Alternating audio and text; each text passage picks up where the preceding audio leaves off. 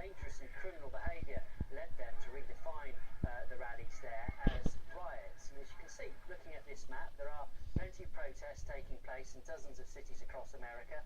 In New York, they have focused around the Trump Tower. Most have been peaceful, but there have been some arrests there. Further down in Florida and Miami, people have blocked a highway there, and police are currently trying to remove them. And then in Washington, a tunnel has been blocked with people chanting anti-Trump slogans.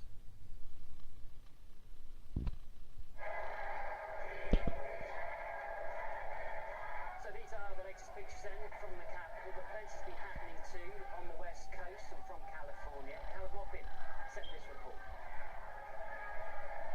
So once again, the sun is down, and here in Oakland, the streets are filled with protesters denouncing Donald Trump, the president-elect, who recently won the vote.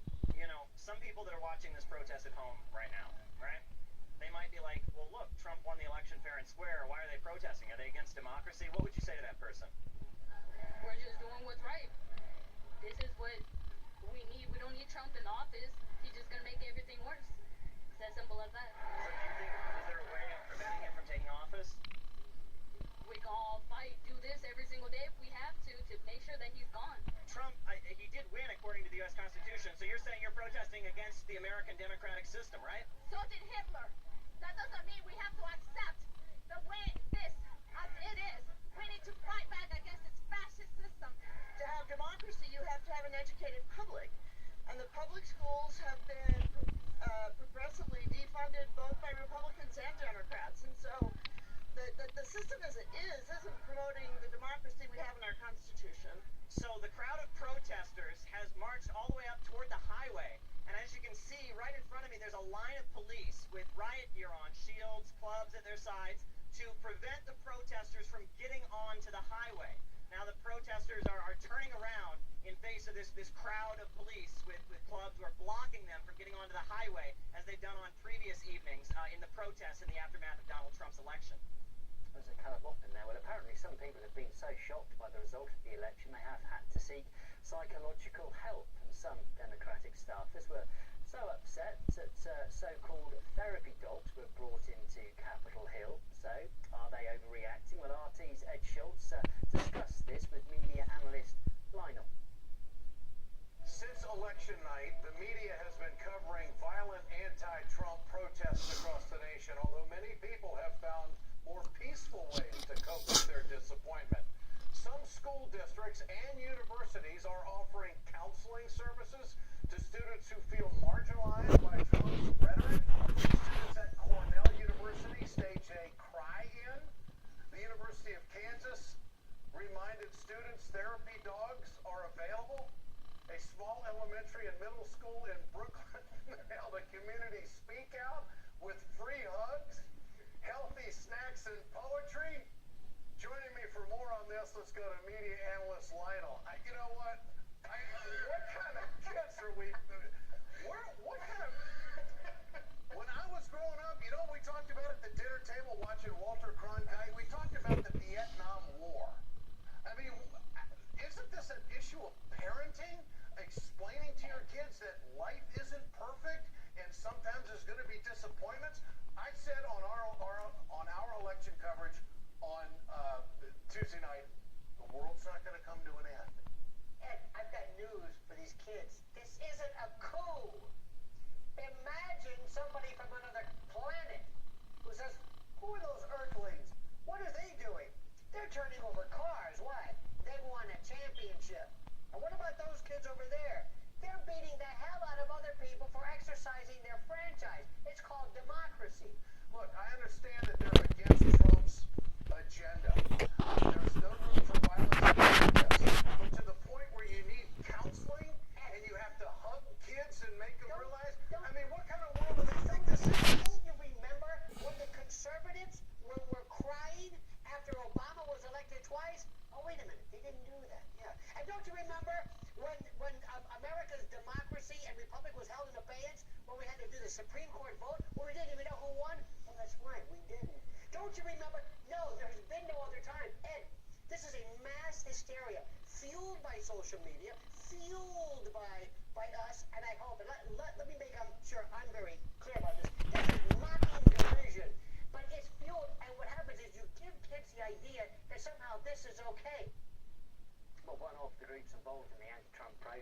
called Move On. Its website has called for people to rally against the president-elect, and it apparently has ties to billionaire investor and Clinton sympathiser George Soross. Well, that's according to emails dating back to 2008, released by WikiLeaks from Clinton's campaign chairman John Podesta to George Soross. They gave tips on how to steer American voters, for example, financing groups operating at campaign rallies. Move On was among them.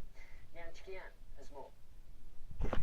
Outraged by Donald Trump's victory in the presidential election, tens of thousands of people have taken to the streets across the U.S. to protest.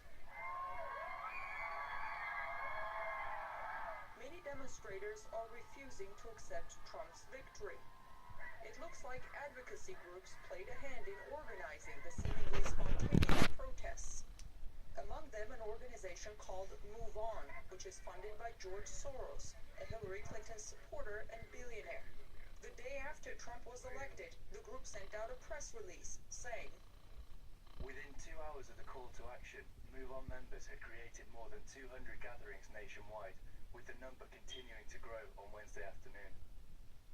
The presidential campaign showed there is no love lost between Donald Trump and George Soross, who was one of Hillary Clinton's top donors. You are in a position where you're being attacked by Move On and these other very well organized radical groups. You know it, your security knows it, Secret Service knows it. That's going to continue. Do you have a plan on how you're going to handle that? Well, it is going to continue because the last person they want to face, the Democrats want to face, is me, and the last person Hillary Clinton wants to face is me. That was during the election campaign, but apparently Trump's victory in the election didn't stop the Soros organization from campaigning against him.